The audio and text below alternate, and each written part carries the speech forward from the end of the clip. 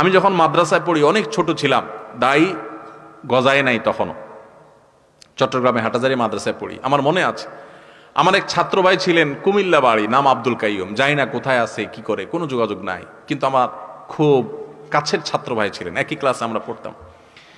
তো আমার সেই ক্লাসমেটটা খুব মোত্তাকি পরহেজগার ছিল, অনেক বেশি মোত্তাকি পরহেজগার।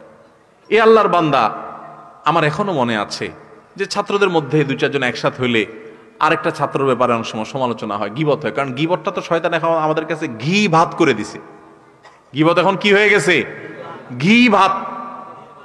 ঘি ভাত, গরম ভাত আর ঘি যেরকম টেস্ট হয় না, গীবত করতে ওইরকম টেস্ট লাগে। গীবত না করলে আমাদের ভালোই লাগে না, মজলিস জমেই না।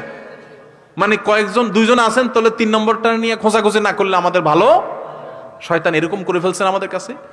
তো আমাদের মধ্যে কখনো কোনো বন্ধুকে নিয়ে, কোনো ক্লাসমেটকে নিয়ে, কোনো টিচারকে নিয়ে, কোনো স্টাফকে নিয়ে বা কাউকে নিয়ে যদি সমালোচনা হতো, আমি প্রায় সময় দেখতাম যে আমার সে ছাত্র ভাই, আমার সে ক্লাসমেট ভাই আব্দুল কাইয়ুম ভাই, উনি ওই মজলিসেই স্টেট প্রতিবাদ করতেন। বন্ধু বান্ধব বলতেন, দেখেন আপনারা মানুষের পেছনে সমালোচনা বন্ধ করেন, না হলে আমি উঠে যাব।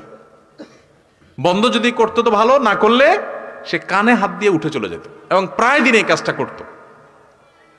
তখন আমার মধ্যে এক ধরনের প্রেরণা জাগ্রত হতো যে মাশাআল্লাহ, হারাম থেকে বাঁচার জন্য কত চেষ্টা। তো যে ভাই প্রশ্ন করেছেন, এবং যারা অনেকে, গীবত করা যেরকম গুনাহ, গীবত শোনাটাও গুনাহ।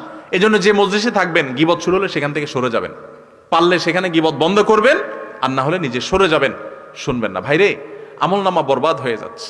কিয়ামতের ময়দানে যখন দেখবেন হাজার হাজার গীবতের মামলার আসামি, একটা গীবতের বিচার হওয়া ছাড়া পাও নাড়াতে পারবেন না ভাই, সেদিন আফসোস করবেন।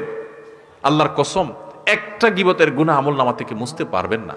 কিন্তু দুনিয়াতে এখনো সুযোগ আছে, কোন মানুষের গীবত করে ফেললে আল্লাহর কাছে তার জন্য মাপ চাইবেন, ওনার জন্য বেশি বেশি দোয়া করবেন। এটা গীবতের কাফারা ইনশাআল্লাহ। আরেকটা হলো, গীবত হয়ে গেছে, তওবা তো করবেন, এই লজ্জিত আল্লাহর কাছে মাপ চাইবেন। গীবত হয়ে গেছে, এই লোকটার যাদের সামনে বদনামি করছেন তাদের সামনে আবার যাইয়া পারলে তার সুনাম যেটা তার মধ্যে আছে, মিছামিছি না, সেটা আবার বলবেন। তাহলে এটা কিছুটা হলেও তার ক্ষতিপূরণ হবে। আর যদি সুযোগ থাকে তার কাছে মাপ চাওয়ার একান্তে, ভাই মনে কিছু করেন না, আপনার পেছনে আপনার একটু বদনাম করে ফেলছি, কি করছি আর জিজ্ঞাসা করি করেন না, আমার অন্যায় হয়ে গেছে ভাই, আমারে মাফ করে দেন। কোন ব্যক্তি এটা বললে মাইন্ড করবে না, রাগ করবে না, তাকে বলবেন। আর যদি বললে উল্টা রাগ করবে মনে হয়, তাহলে তারা বলার দরকার নেই।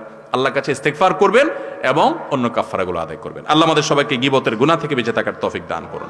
গীবত থেকে বাঁচার জন্য কি করতে হয় জানেন? পরিবেশ থেকে বাঁচতে হয়। আসুন আমরা প্রতিজ্ঞা করি, আমরা সমাজটাকে সুন্দর করি, আমরা কোনো মানুষের পেছনে সমালোচনা করব না, সমালোচনা শুনবো না। আল্লাহ আমাদের সবাইকে তৌফিক দান করুন।